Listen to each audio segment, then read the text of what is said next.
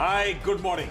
सीधा सौदा के आज के इस गुरुवार के एडिशन में आप सबका स्वागत। वीकली ऑप्शंस एक्सपायरी कर दिन और हमें रिएक्ट करना है कल देर शाम जो आए फेड की मिनट्स के आउटकम पर, यानी कि एफओएमसी की जो दिसंबर बैठक हुई थी उसके मिनट्स पर। खैर ग्लोबली रिएक्शन बहुत ज़्यादा उस मिनट्स पे हुआ नहीं। यूएस में वोलेटाइल ट्रेड था, वो वैसे दिन भर ही वैसे ही कामकाज हुआ। फाइनली कुछ हरे निशान के साथ यूएस के मार्केट्स बंद हुए, आधे से 3/4% ऊपर।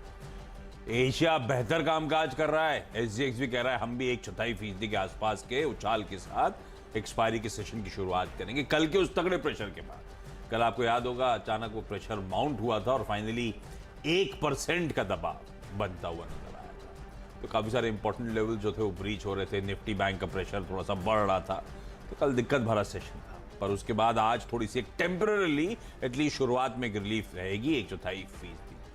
पर ये रिलीफ कितनी टिकाऊ है? शुरुआती 1-2 गेंद तो ठीक है, 50 ओवर का, 50 नहीं, हमारा मैच 20 ओवर का होता है। हमको तो 10-10 ओवर खेलने लगे। कल 10 ओवर का मैच हुआ यूएस में। 10 ओवर का मैच में मतलब पहले बहुत जबरदस्त बल्लेबाजी चल रही थी, फिर अचानक से पिच खराब हुई तो नीचे आ गई, फिर बढ़ गया। तो मतलब 10 ओवर में सब खेल खाली बराबर। हमारे रूल अलग हैं। बल्ला हमारा है तो हमारी बैटिंग पहले और फिर हमारी मर्जी में बॉलिंग करे नहीं करे घर ले जाए। बट बॉलिंग वाला कहता है अगर मैंने नहीं की तो बॉलर भाग गया वो तो इस उम्मीद में बॉलिंग करता है कि अगली बार बैटिंग मेरी आएगी। वो इतनी बार धोखा खा चुका है कि वो ये बात है। ये रिस्क नहीं लेता वो। इसलिए तो फिर नई कॉलोनी में जाके खेलेंगे। वहाँ पहले बैटिंग करेंगे। आज की पिच फिर हरी हरी वाली स्पिन वाली पिच दी है। स्पिन है क्या? स्पिन है एक्चुअली। देखिए कल भी स्पिन था, कल भी कल में कहना कि स्पिन था, आज भी कुछ रहा था, हुआ कुछ और स्पिन आज भी लग रहा है मुझे। क्यों लग रहा है? क्योंकि फेड की मिनट्स हिस्ट्री है, मैं उसको बहुत तवज्जो नहीं देता हूँ, लेकिन लोग सुनते हैं, देखते हैं, कुछ बहाना चाहिए तो वो बहाना देखा। तो उस पूरी रिपोर्ट की एक बात जो मुझे नई तो नहीं कह सकता मैं, लेकिन आपको बताना ज़रूरी है। वो उन्होंने ये कहा कि आप लोग बिल्कुल ये मत सोच के चलिए कि 2023 में कहीं कुछ भी हमें रुक जाएंगे या पाइवट होगा। इसको ये संकेत मान के न चले। हो सकता है, संभव कुछ भी नहीं दुनिया में, लेकिन मान के मत चलिए। इसके अलावा वही पुरानी बातें कि 50 बेसिस पॉइंट हम बढ़ा सकते हैं, जब तक इन्फ्लेशन नीचे नहीं हम बढ़ाते रहेंगे। कल एक और नंबर वहाँ पे आया, जॉब डेटा, जोल्ट्स बोलते हैं उसको। वो हालांकि नवंबर का डेटा होता है, लेकिन वो लैग से ही आता है एक महीने के। इसका मतलब होता है कि जॉब ओपनिंग और लेबर टर्नओवर, मतलब कितने लोगों की नौकरी मिलने की संभावना है, नौकरियाँ कितनी खुल रही हैं नई, और कितने लोग छोड़ रहे हैं, क्विट्स एंड ज्वाइनिंग वाली। तो उसमें अभी भी घटा है, 52-53 हज़ार के आसपास न्यू जॉब ओपनिंग आई, जो पिछले वर्ष थोड़ी कम, लेकिन अभी भी बहुत एलिवेटेड है, वो बहुत ही स्ट्रॉन्ग मार्केट है। और जो लोग नौकरी छोड़ रहे हैं वो नौकरी छोड़ने का नंबर तो आ रहा 1.25 लाख के आसपास, लेकिन वो इसलिए नहीं छोड़ रहे हैं कि उनको कोई दिक्कत है। वो चेंज करते हैं इधर उधर, या कुछ समय तक मैं नहीं करूँगा 2 महीने, क्योंकि वहाँ पर अभी भी लोगों के हाथ में पैसे हैं। तो इसलिए जो क्विट वाला डेटा है वो इतना इंपॉर्टेंट नहीं है। तो उसकी वजह से भी मार्केट था। आईएसएम का नंबर आया मैन्युफैक्चरिंग का, वो थोड़ा गिर के आया। तो एक साथ बहुत सारी चीज़ें वो ना, क्या कहते हो, पंचमेल खिचड़ी टाइप की बन रही है कि एक तरफ रिसेशन का फेयर भी है, जॉब डेटा बहुत ही स्ट्रांग है, इकॉनमी बहुत स्ट्रांग है, क्रूड गिर रहा है, गोल्ड चल रहा है। तो दरअसल बहुत ही, मैं एक लाइन कहूँ तो डिस्टॉर्टेड डेटा है। आप उस डेटा को पढ़ के कुछ नहीं निकाल पाएंगे, लेकिन मूड को समझना चाहिए। इसलिए साइकोलॉजी समझिए मार्केट की। मार्केट साइकोलॉजी इस समय ये है कि इंट्राडे में कहीं मौका मिले तो ले लीजिए, अदरवाइज ट्रेजेक्ट्री डाउन साइड की है, और ये कंटिन्यूसली दिख रहा है इंडियन मार्केट में भी और यूएस मार्केट में भी। और मतलब सरप्राइजिंगली कल मैं बहुत सारी यूएस कंपनीज के नंबर देख रहा था, इतनी भयानक पिटाई हुई है वहाँ पे। ऑटो कंपनीज को आप देखिए जाके ना, वहाँ पे जनरल मोटर्स का आप देखिए जाके स्टॉक कितना भयानक गिरा हुआ है। सो दिक्कत तो है वहाँ पे। अब वो कितना रिफ्लेक्ट होता पता नहीं, लेकिन भारत में मुझे सिर्फ एक ही चिंता लग रही है, 23 दिसंबर से लगातार एफआईआई बेच रहा और धुआंधार बिकवाली कर रहा है। ये चिंता की बात होनी चाहिए। इसलिए पिच मैंने घास भी लग गई है उसमें, तो मार सको तो मारो। बार बनते हुए ये देखिए जो कंटिन्यूसली सेलिंग कंटिन्यू। कल आप एक इंटरव्यू अपने चैनल में अनुज ने किया था मिस्टर प्रशांत जैन का, जिन्होंने अपनी नई कंपनी खोल ली। हाँ, तो उन्होंने यही बात एक हाईलाइट की थी कि एफआई अगर कंटिन्यूसली बेचते रहेंगे ना, तो फिर अब बायर आपके पास कहाँ से आएगा? डोमेस्टिक फंड कितना खरीदेंगे? थक गए होंगे वो भी खरीदते। पर थक गया वर्ड गलत हो गया है, क्योंकि हम एसआईपी तो कंटिन्यू कर ही रहे हैं, उनको कुछ करना थोड़ना है। 13,000 करोड़ रुपए के आसपास 12 से 13 आ ही रहा है। इक्विटी की एसआईपी घट रही है, डेट की तरफ ज़्यादा जा रही है। डेट की तरफ नहीं, मैं तो इक्विटीज की एसआईपी, ठीक है। तो पता नहीं, मतलब वो टेंशन है कि देखते हैं कैसे होगा। हमने लार्जली सारा एब्जॉर्ब कर लिया है। अभी एक बहस बड़ी गर्म हो रही है डेट वर्सेस इक्विटी की। हाँ, फिक्स्ड इनकम वर्सेस इक्विटी, ये तो फैक्ट है। एफडी करूं या मार्केट में लगाऊं? वहाँ थोड़ा सा इजी मनी मिल रहा है। इजी खैर ये डिबेट आगे किसी दिन। शुरुआत कर रहा हूं क्वार्टरली अपडेट्स के साथ। कल आपने देखा था अच्छी न्यूज पे भी बिकवाली का प्रेशर हावी हो रहा था। प्रोमिनेंट उसमें बैंक्स थे, सारी अच्छी न्यूज़ों का समीकरण था, पर वो pressure mount. Likewise Avenue supermart के क्वार्टरली अपडेट में कोई खामी नहीं थी, बढ़िया ग्रोथ डिलीवर करी थी, प्रॉफिट बुकिंग की गिरफ्त में आ रहा था। तो अच्छी खबरों पे स्टॉक्स में बिकवाली हावी हो रही थी। तो इस चीज को हमें दिन के दौरान रीड करना पड़ेगा। मैं सिर्फ अपडेट जो अच्छे लग रहे हैं उनको मेंशन कर रहा हूं, बुरे लग रहे हैं वैसा मेंशन कर रहा हूं। ये स्टॉक्स ऐड करने वाले हैं आज के। पहला सबसे इंपॉर्टेंट क्वार्टरली अपडेट जिसपे स्ट्रीट को रिएक्ट करना है वो है बजाज फाइनेंस का। कोई दिक्कत इस क्वार्टरली अपडेट में एटलीस्ट नजर नहीं आती। कोई दिक्कत वैसे कल एचडीएफसी लिमिटेड की भी क्वार्टरली अपडेट में नजर नहीं आ रही थी, पिटने लगा था वो स्टॉक। तो ये थोड़ा सा ध्यान रखिएगा।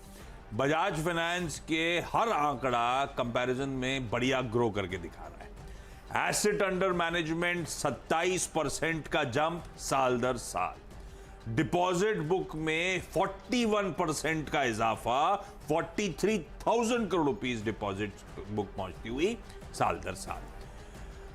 लिक्विडिटी 12,750 करोड़ रुपए की, और इसके चलते कैपिटल एडिक्वेसी रेशियो कहां खड़ा है? 25.1, एडिक्वेटली कैपिटलाइज, बढ़िया ग्रोथ। नए लोन्स बुक जो करे वो इंप्रूव होते हुए नजर आ रहे हैं। बाकी सारे पैरामीटर्स में हाईएस्ट एवर कस्टमर फ्रेंचाइज, सारे आंकड़े अच्छे लगे। तो अब बजाज फाइनेंस की क्वार्टरली अपडेट तो बढ़िया है। थोड़ा सा फेस्टिवल डिमांड का तड़का, पर हम साल दर साल कंपेयर करें, लास्ट ईयर भी इसी क्वार्टर में फेस्टिवल डिमांड, तो ऐसा तड़का कहना गलत है। जो कुछ है हालात इंप्रूव हो रहे हैं। अब देखते हैं स्टॉक का बिहेवियर। पहला ये आंकड़ा ठीक लगा। दूसरा थोड़ा डिफेंसिव का मन भी था, और मैरिको के क्वार्टरली अपडेट भी आ रहे थे। मैरिको क्वार्टरली अपडेट है मिले जुले। पहली बात तो वो कर रहे हैं कि ओवरऑल डिमांड इंप्रूव हो रही है सेक्टर। उसके बाद डिमांड को लेकर उन्होंने स्पेसिफिकली मेंशन करा है कि अर्बन और प्रीमियम, उसमें जो स्टेडी ग्रोथ का सिलसिला है वो जस का तस बना। हाँ, रूरल को लेकर मैरिको स्पेसिफिकली कह रहा है कि वो रिकवरी जितनी एंटिसिपेट करी जा रही है वैसी विजिबल नहीं। ये डिमांड की कहानी। इसी डिमांड को फिर उन्होंने पर्कुलेट करा नंबर्स में। उनका कहना है इंडिया बिजनेस जो है mid single digit volume growth. Mid single digit हुआ 4 से 6%, ऐसा माना? इससे ज्यादा मिड का हो सकता है, इधर भी 4 उधर 6, ऐसा कर लेते हैं। 4 से 6% की इंडिया बिजनेस की वॉल्यूम ग्रोथ डिसेंट नजर आती है। International business high single digit growth दिखाएगा। हाई सिंगल डिजिट हुआ कोई 8-9, बढ़िया है। और year on year consolidated revenues improve होते हुए नजर आएंगे। तो ये कहानी थी मैरिको की। इसलिए रूरल को लेकर उन्होंने थोड़ा सा हाईलाइट करा, वो थोड़ा सा इशू। बाकी पैरामीटर्स ठीक थे, डिफेंसिव का मन था। मैरिको को रख रहा हूं ग्रीन में, वॉच आउट करेगा लेकिन इस स्टॉक को। तीसरा जो स्टॉक है आज के लाइनअप में, वो भी अपडेट रिलेटेड है। Mahindra and Mahindra financial services limited, या जिसे हम महिंद्रा फाइनेंस के नाम से जानते हैं। महिंद्रा फाइनेंस में आपको याद होगा सितंबर 22 तारीख को पिछले साल, अब तो 2022 हो गया, आरबीआई ने कहा था, एक इशू हुआ था।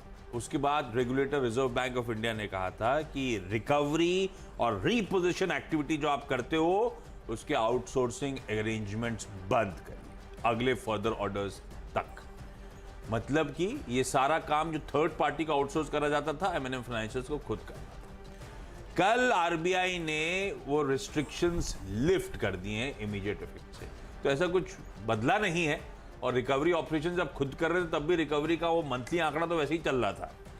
तो ऐसा कोई मेरे को लगता नहीं नंबर्स में, बस एक सेंटिमेंट ओवरहैंग खत्म हो रहा है, इसीलिए एमएनएम फाइनेंशियल को ग्रीन मेंशन कर रहा है। 3 स्टॉक्स हो गए। ओके, मैरिको के लिए सही बात वो कह रहे हैं कि अगर उनकी सेल्स 70% से अर्बन इलाकों से आती है तो उनको तो कोई फर्क ही नहीं पड़ेगा, रूरल गिरे तो गिरे। पर पता है 2022 वाज अर्बन वर्सेस रूरल, और अर्बन और प्रीमियम ने कमाल किया। अगर स्ट्रीट मान रही है कि इन्फ्लेशन अब काबू में आ रहा है, तो एक आर्गुमेंट खुल रहा है कि 2023 का जो पिटी हुई पॉकेट थी रूरल वाली साइड की, वो इम्प्रूव, तो अभी तक वो विजिबल नहीं हो रहा। खैर अभी तो साल की तो दिसंबर वाला अपडेट है, अब देखते हैं साल जब प्रोग्रेस करता है, क्योंकि पेन आया था इन्फ्लेशन से रूरल। एग्जैक्टली। अगर इन्फ्लेशन काबू में आता है तो रूरल डिमांड कुछ इंप्रूव होती नहीं होती, वो देखना पड़ेगा 2023 में कैसे पैन आउट होता है। कह तो रहे हैं कि इम्प्रूवमेंट और हो ऊपर रहा से है। बजट कुछ डॉल आउट कर दे तो एमएसपी बड़ा बढ़ा। एक इंटरेस्टिंग पॉइंट ये कि जितनी फसलें हैं इस वक्त वो सारी एमएसपी से ऊपर बिक रही हैं, तो उससे ये अंदाजा लगता है कि रूरल इनकम बढ़ रही होगी। एमएसपी बस सेंटिमेंट कंफर्ट दे देती नहीं, जनरली एमएसपी से नीचे बिक जाता माल, अब इस बार सब एमएसपी से ऊपर बिक रहा है। हालांकि गेहूं की कीमत लगातार नीचे जा रही है, लेकिन स्टिल एमएसपी स्ट्रॉन्ग, के ऊपर बिक रहा है, मतलब बढ़िया कमाई हो रही है। तो डिमांड क्यों नहीं आएगी? डिमांड इसलिए नहीं आ रही, इन्फ्लेशन देखिए जा रहा है, इन्फ्लेशन भी बढ़ रहा है और कमाई भी बढ़ रही है, तो इन्फ्लेशन न्यूट्रल है। कोई एक बार इन्फ्लेशन काबू में आना शुरू हो या इन्फ्लेशन कूल बढ़ होना रहा है शुरू और हो तो कमाई डिमांड। घट रही है, तो बहुत ही नेगेटिव है। इन्फ्लेशन बढ़ रहा है, कमाई स्थिर है, तो वो स्थिर वाली ये स्थिति। अर्बन में तो बहुत ही नेगेटिव है, रूरल में प्ले नहीं हो रहा। अर्बन में क्या कमाई बढ़ रही है, इन्फ्लेशन ही बढ़ रहा है हमारा, तो हमारी ये तनख्वाह अर्बन में ही बढ़ रही है। अभी आप कल ही आप बता रहे थे कितना ऑडी कौन सी कार थी खूब खरीदे लोगों अरे ने। तो आप उससे हमारी सैलरी कैसे कंपेयर कर लेते हो? ऑडी नहीं थी, BMW थी, 35% का जंप हुआ था, पर हम तो फिर भी सैमसंग का 8,000 का मोबाइल ढूंढ रहे थे। देखो मैं प्रीमियम बास्केट में लेके चलो ना, तो वहाँ तो कमाई लोगों की बढ़ी है। अब गाड़ी खरीदो तो बढ़ी ही होगी, मैं तो मान के चलता हूँ। खैर ये बहुत ही एक इंटरेस्टिंग डिबेट है। इसमें शुक्रवार को मैं सोच रहा हूँ कि KYC में एक कंटारा करके बहुत बड़ी रिसर्च फर्म है, उनको बुलाऊँ और इसी की डिमांड। कंटारा? हाँ, नाम उनका कंटारा नहीं, कैंटर, सॉरी कैंटर तो अभी मूवी का नाम है, वो दीवाना चल रहा था कैंटर। तो उनसे डिस्कस करेंगे हम ये रूरल अर्बन की जो बट एक्चुअली डिबेट चल रही है। कुछ लोग कह रहे हैं नहीं ग्रो हो रही है, कुछ लोग कह रहे हैं ग्रो हो रही है। ये अपने आप में एक बड़ी बात है। तो खैर उसमें देखेंगे हम लोग। अभी फिलहाल हमारी टीम में 3 स्टॉक हैं, वो उसमें से क्रूड वाले के से मिल जाए, चेन्नई पेट्रोलियम और MRPL। 2 हमने लिया है इसलिए क्योंकि इसमें जो है क्रूड जो है काफ़ी नीचे गिरा है, तो इनको क्यों फ़ायदा होगा। मैं जनरली IOC BP से SPC को इसका डायरेक्ट बेनिफिशियल माना जाता, होते भी हैं, लेकिन एक तो विंडफॉल टैक्स की वजह से सेंटिमेंट ख़राब कर दिया इन्होंने। दूसरा, आज सुबह ही खबर आई कि ATF के दाम काटने पड़े इनको क्योंकि क्रूड नीचे आ रहा है, और ATF पे 3 गुना बढ़ाया गया है टैक्स। खैर, चेन्नई पेट्रोलियम और MRPL इसलिए क्योंकि इनका सिंपल सा फार्मूला है कि अगर आप कच्चे तेल को प्रोसेस करके आगे बढ़ा के बेच रहे हैं तो उसका स्प्रेड इनको बढ़िया मिलता है, मार्जिन इंप्रूव होते हुए दिख रहे हैं दाम गिरने की वजह से। हालांकि एक चिंता है मेरी ये कि जिस तरीके से डिमांड पे एक शंका के बादल गहरा रहे हैं, सवाल खड़े हो रहे हैं, डीजल की इतनी सेल्स नहीं हुई तो उससे कितना फ़ायदा आगे जाते होगा पता नहीं, कह नहीं सकते। रूरल डिमांड अगर वापस आई तो फिर डीजल बिकने लगेगा खूब। लेकिन चेन्नई पेट्रोल MRPL हमको तो इस वजह से ग्रीन में आज ट्रेड करनी चाहिए, क्योंकि ये क्रूड का नीचे आना इनके लिए बहुत अच्छी खबर है।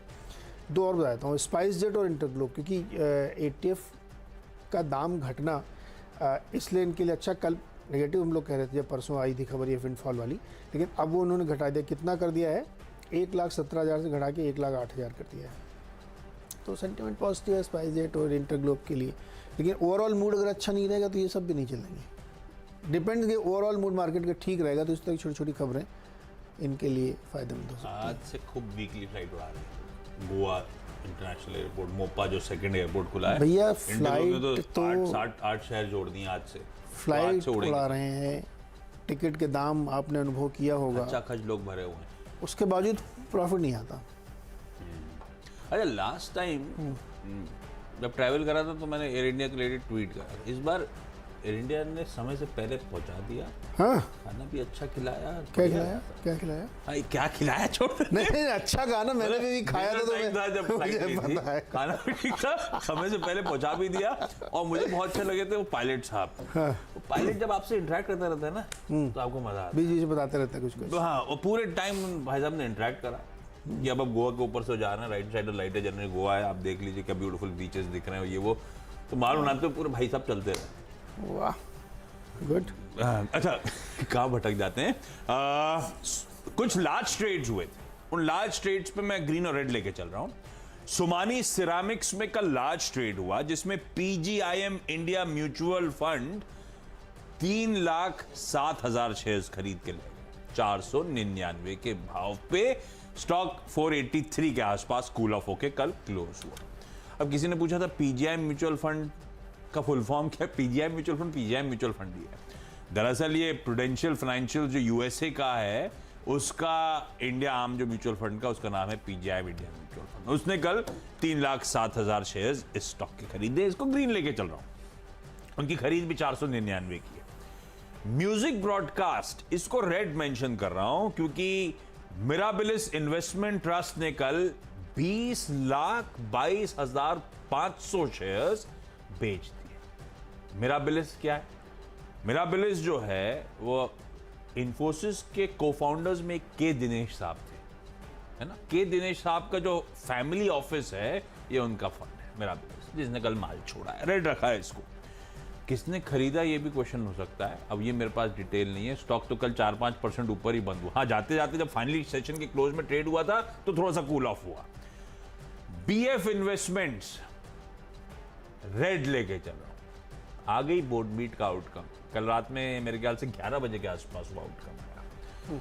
फाइनली फैसला ये हुआ है कि जो डीलिस्टिंग प्रपोजल है, बोर्ड ने खारिज कर दिया। वॉलेंट्री डीलिस्टिंग करना चाहते थे प्रमोटर्स। क्यों कर दिया, उसके पीछे उन्होंने जो रीजन मेंशन करा है वो भी बता देता हूं। वो कह रहे हैं कि एक्सचेंज जो होते हैं, इस तरह के प्रपोजल से पहले प्रमोटर ग्रुप और टॉप 25 शेयर होल्डर्स का डेटा मांगते हैं, बाइंग और सेलिंग का। उस डेटा में निकल कर आया है कि 30 जून 2022 को एक प्रमोटर ने कुछ माल छोड़ा था। तो 6 महीने का टाइम वैसे हो रहा था दिसंबर एंड तक, लेकिन एज अबंडेंस के प्रिकॉशन के तौर पे अगर प्रमोटर ने माल छोड़ा है तो हम ये इस तरह का कोई वॉलंटरी डिलिस्टिंग ऑफर नहीं ला सकते। पर वो 30 जून को हुआ था, फिर भी अबंडेंस प्रिकॉशन के चलते, हम अच्छे कॉर्पोरेट गवर्नेंस के चलते हम डिलिस्टिंग का प्रपोजल नहीं ला रहे। तो 2 दिन में बढ़ा 20% और उसके बाद 10% कूल ऑफ होने का दिन आ गया। भाई डिलिस्टिंग फिलहाल के लिए टल गई, not approved by the board. Okay, तो डीलिस्टिंग टल गई है। अच्छा, अगले 2 स्टॉक्स, ये भी एक क्रूड से रिलेटेड, ओएनजीसी प्योरली नेगेटिव इनके लिए, जो इतना 2 रीजन। एक तो क्रूड गिर गया और ऊपर से इसमें लगा दिया उन्होंने क्या, प्रोडक्शन पे विंडफॉल टैक्स। मुझे समझ नहीं आता, सरकार को अब ये विंडफॉल गेन को खत्म कर देना चाहिए। कोई इसका मतलब नहीं बचा है। डिविडेंड दे देना चाहिए, बढ़िया, हमें भी फायदा हो जाए। क्योंकि क्रूड जो है ना, एक रेंज के अंदर प्ले हो रहा है और बहुत तेज वॉलेटाइल हो रहा है उसी रेंज के अंदर। तो आप ये 15-15 दिन का एवरेज निकाल के अननेसेसरी जो है सेंटिमेंट खराब कर रहा है। तो अभी इसको और पिछली बार तो क्रूड जस का तस था, तो आपने बढ़ा दिया। हाँ। तब आपने करेंसी की बात छेड़ दी। फिर वही तो, ये मतलब पता नहीं क्यों ओएनजीसी के निवेशकों के साथ अन्याय हो रहा है। इसको खत्म करना चाहिए, लेकिन चूंकि गिरा है तो इसलिए मेरा नेगेटिव रहेगा। आरबीएल बैंक ने बिजनेस अपडेट दिया है, डिपॉजिट 11% बढ़े हैं और कासा जो है 18% बढ़ा है। तो ये स्टॉक बहुत ही अतरंगी स्टॉक है, वोलेटाइल बहुत होता है। हो सकता है कि ग्रीन में ट्रेड करे। तो स्क्रीन पर लगा के रखिएगा इसको, देखते किस तरीके का मूव आता है। 14% की क्रेडिट ग्रोथ भी इन्होंने हासिल कर लिया, हालांकि इंडस्ट्री एवरेज से नीचे है। 17-18% इंडस्ट्री एवरेज चला है, 14% की क्रेडिट ग्रोथ लेके आ रहे हैं। खैर बहरहाल देखते हैं इसमें क्या होता है। एक छोटा सा ब्रेक ले लें, अभी हो गए 6 आपके, मेरे 6 हो गए। छोटा सा ब्रेक के बाद अगले 4 स्टॉक्स।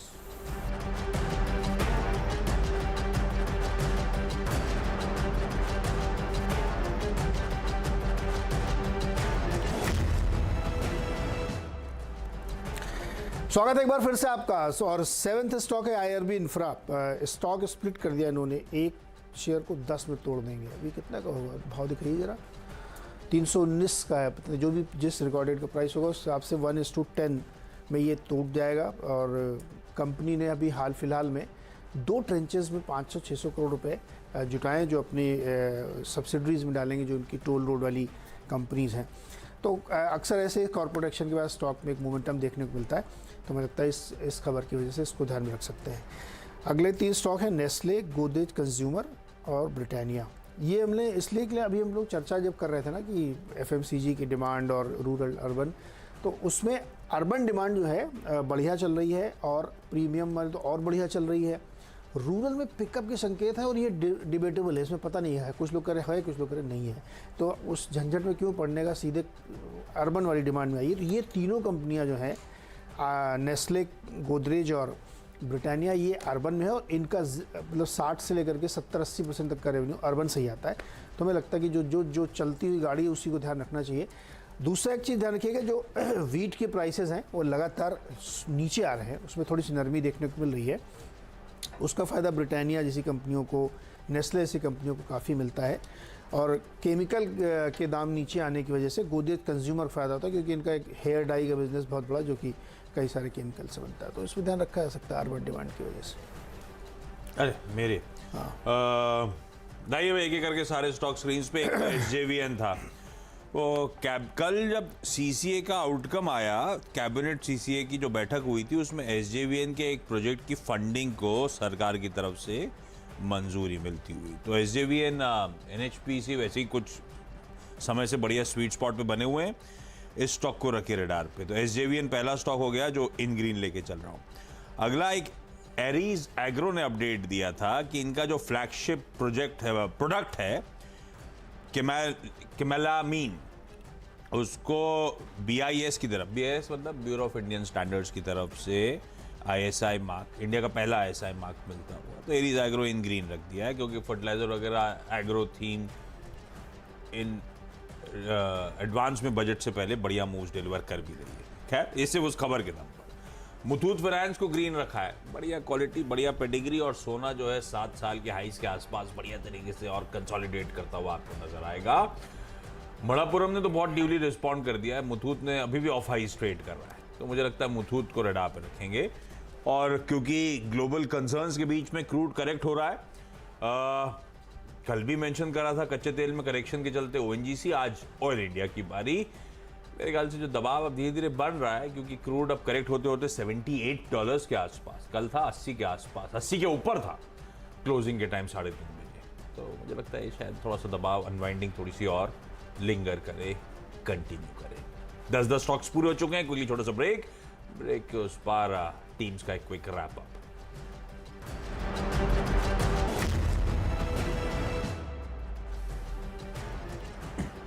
ब्रेक के बाद आपका स्वागत है। मेरी 10 की सीधा सौदा की टीम आप लोगों की स्क्रीन्स पर आएगी। क्वार्टरली अपडेट बजाज फाइनेंस का बढ़िया, इसीलिए ग्रीन। मैरिको के कुछ इफ्स एंड बट्स हो सकते हैं, लेकिन नेट क्वार्टरली अपडेट बढ़िया है। डिमांड इन्वायरमेंट इंप्रूव हो रहा है। M&M फाइनेंशियल्स पे RBI ने जो रिस्ट्रिक्शंस लगाए थे, थर्ड पार्टी जो आउटसोर्स कर रहे थे कलेक्शंस के धंधे को, वो रिस्ट्रिक्शंस हटा दिए गए। सोमानी सिरामिक्स में लार्ज ट्रेड, म्यूचुअल फंड ने एक्वायर करा स्टेक। म्यूजिक ब्रॉडकास्ट में एक दिग्गज प्लेयर ने कुछ माल छोड़ा कल के ट्रेडिंग सेशन में। BF इन्वेस्टमेंट रेड में इसीलिए क्योंकि कल रात में जो बोर्ड मीट का आउटकम आया है, डीलिस्टिंग प्रपोजल खारिज कर दिया गया है। फॉर द टाइम बीइंग वो डीलिस्टिंग नहीं होगी इस कंपनी की। बहुत चला था ये स्टॉक, इसलिए रेड। SJVN CCA ने एक प्रोजेक्ट अप्रूव जो करा, इसीलिए एरीज एग्रो को ISI मार्क इनके फ्लैगशिप प्रोडक्ट के लिए मिलता हुआ। मुथूट फाइनेंस क्योंकि सोना बढ़िया 7 मंथ के हाईस के आसपास कंसोलिडेट करता हुआ, और कच्चा तेल ठंडा पड़ा है। ग्लोबल कंसर्न्स हावी हो रहे हैं, $78 पे ब्रेंट अब इस समय, इसीलिए ऑयल इंडिया को रखा है रेड। चलिए, बहुत सारे स्टॉक्स हैं जहाँ पे अलग अलग तरीके की खबरें हैं, लेकिन कच्चे तेल में एक बड़ा सिग्निफिकेंट फॉल आया है।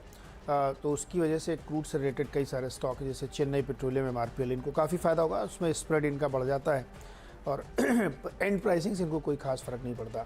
स्पाइस जेट और इंटरग्लोब इसलिए क्योंकि ETF के प्राइस कट कर दिए गए हैं, लेकिन ONGC के लिए दिक्कत है। एक तो विंडफॉल टैक्स भी अभी 2 दिन पहले बढ़ाया है और अब क्रूड भी और नीचे आ गया, तो इनके लिए रियलाइजेशन थोड़ा मुश्किल होगा। RBL बैंक का बिजनेस अपडेट ओके टाइप का लग रहा है, हालांकि क्रेडिट ग्रोथ बहुत इंप्रेसिव नहीं है, लेकिन फिर भी देखते हैं क्या मूव होता है। आयरविन ने स्प्लिट की अनाउंसमेंट कर दिया 1:10 का। और नेस्ले, गोदरेज कंज्यूमर और ब्रिटानिया इसलिए क्योंकि मैरिको ने जो अपना बिजनेस अपडेट दिया है उसमें फिर से एक बात क्लियर निकल के आई कि प्रीमियम और अर्बन सेगमेंट की ग्रोथ अभी भी अच्छी चल रही है, रूरल में डिस्प्यूट है, और इन कंपनियों का 60 से 70% रेवेन्यू केवल अर्बन से ही आता है, इसलिए यहाँ पे हमें लगता है कि आप मूव आ सकता है।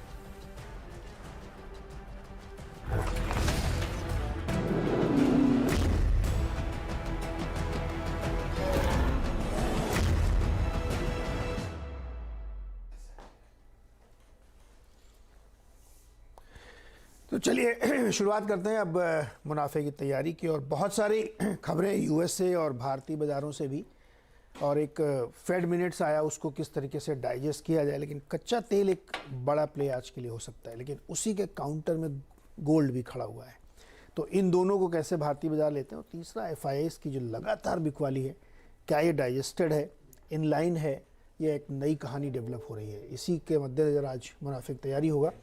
अनुज हमारे साथ जुड़ चुका। अनुज, गुड मॉर्निंग। बहुत सारी खबरें हैं, अलग अलग तरीके से उनको इंटरप्रेट किया जा रहा है, क्या मूड लग रहा है? Good morning Neeraj ji, good morning आशीष। मैं सिर्फ एक तरीके से इंटरप्रेट करूंगा, आज बड़ी तेजी बाय और आज एक बड़ा शॉर्ट स्क्वीज। जिस तरीके की कल सेलिंग, आज उसी तरीके की बाइंग। बहुत simple logic, no ifs and no buts, दो साइड की ट्रेड कुछ नहीं। आज का मार्केट सिंपल, जहां खुले वहां बाय करिए और डिप्स पर बाय करिए, एक स्टॉप लॉस लगाइए और वो सारी की सारी चर्चा हम करेंगे।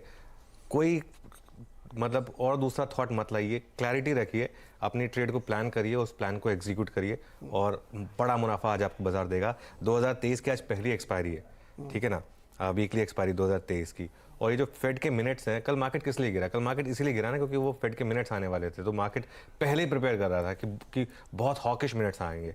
आ गए हॉकिश मिनट्स, और कुछ आना भी नहीं था, हॉकिश मिनट्स ही आने थे। ये मतलब वो पावल साहब की क्लियर वेल डिफाइंड स्ट्रैटेजी है कि वो कई बार बोल चुके हैं कि मैं ओवर टाइटन कर दूंगा, अंडर टाइटन नहीं करूंगा, क्योंकि उन्होंने एक जज्बा ले लिया कि इन्फ्लेशन को मैं ही नीचे लेके आऊंगा, मतलब मैं ही कर सकता हूं, और अगर कोई कर सकता है तो मैं ही कर सकता हूं। तो वो एक क्लियरली, लेकिन ग्लोबल मार्केट बहुत ज़्यादा गिरे नहीं। अगर आप आज सुबह देखें तो एशियन मार्केट तक थोड़े से ऊपर है। बस एक चीज़ है, निफ्टी जो है ये घूम रहा है 250 से 300 पॉइंट के एक बैंड में, और ये चीज़ हम पिछले एक हफ्ते से कह रहे हैं नीरज जी, आपको याद होगा कि 18,000 के जितना पास आप ले रहे हैं और 18,250 के जितना पास आप बेच रहे हैं, दोनों ट्रेड्स आपके लिए काम कर रहे हैं। एक ट्रेडर, स्मार्ट ट्रेडर की मार्केट है ये, इसमें कोई डायरेक्शन नहीं है इस मार्केट में। 18,000 पर लगता है कि मार्केट कोलैप्स हो रहा है, 18,300 पर लग रहा है मार्केट ब्रेकआउट हो रहा है, और एक्चुअली मार्केट कुछ भी नहीं कर रहा है। कल शॉर्ट्स चले मार्केट में और आज मेरे ख्याल से लॉन्ग्स का टाइम है। आज लॉन्ग्स चलेंगे मार्केट में, और लॉन्ग्स कहाँ चलेंगे आज? बैंक निफ्टी में। कल बैंक निफ्टी ने एक फॉल्स ब्रेकडाउन दिखाया, बहुत लोगों को उससे बाहर किया होगा। आज बैंक निफ्टी तैयार है उसको पूरा रिवर्स करने के लिए, क्योंकि एग्जैक्टली उस लेवल पर आ गया है जिस लेवल पर हमने जब ट्यूसडे को बात की थी तो कहा था कि ये एक लेवल है जहां पर आपको बैंक निफ्टी को लेना चाहिए। प्रेशर कहाँ रहेगा, और जो मार्केट की रैली को थोड़ा पंक्चर करेगा, आईटी स्टॉक्स पर वापस। और मैं क्यों कह रहा हूँ, इवन दो नैस्डैक ऊपर था टेस्ला की वजह से, तो टेस्ला में रिलीफ रैली आई थी। लेकिन जो कल माइक्रोसॉफ्ट के सीईओ सत्य नडेला जी ने जो स्टेटमेंट दिया है कि आईटी शेयरों कि आईटी के लिए भी अगला एनवायरनमेंट थोड़ा सा टफ है, तो उसके लिए आईटी शेयर थोड़ा प्रेशर में रहेंगे, तो वो थोड़ा सा इम्पैक्ट डालेगा। लेकिन मुझे लग रहा है कि आज फील्ड ओपन होगा बैंक निफ्टी के लिए।